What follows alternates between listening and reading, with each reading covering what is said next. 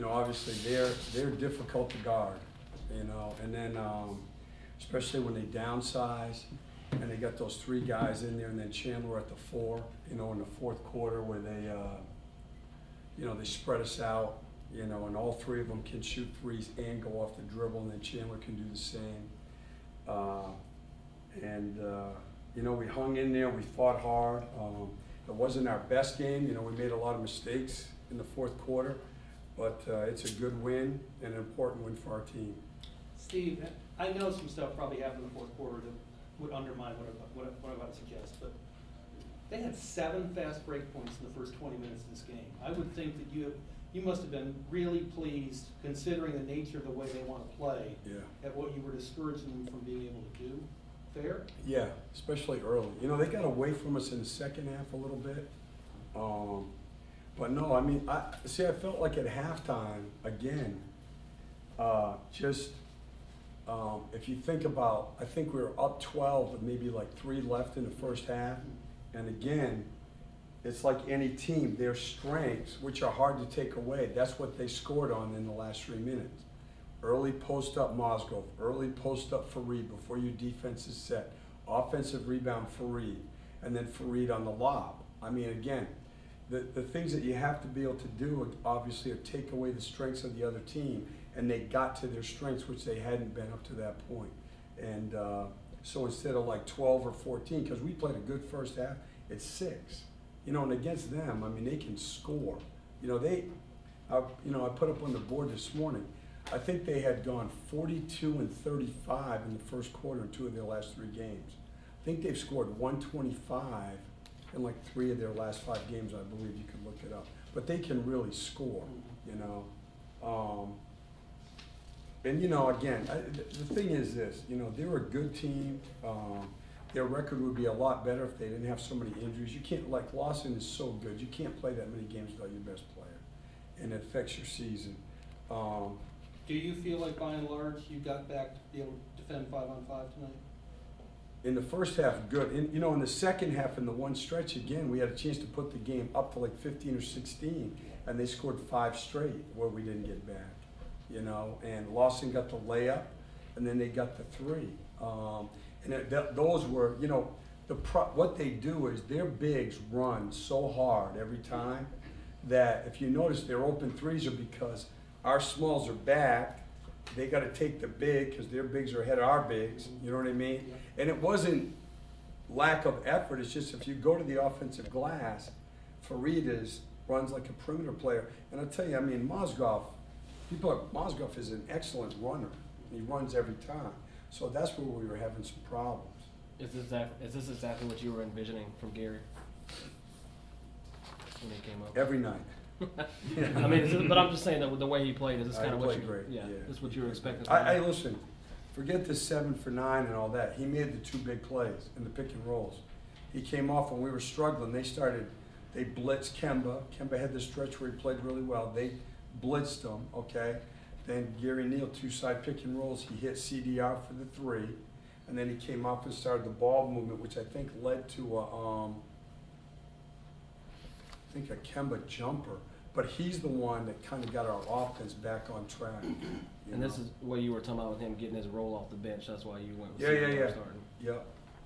Of course, I'm going to say that now. Just exactly. You know, he won't play 30 minutes every night, but no, he played a good game. Is that why you decided to go with Al early in the 4th, just to kind of make sure that they didn't get all the way back in the game? Yeah. You just can't. You know what? Guys off the bench can't make mistakes. You can't not be ready to play. You can't blow coverages. Can't have dumb fouls off the ball. You can't do that.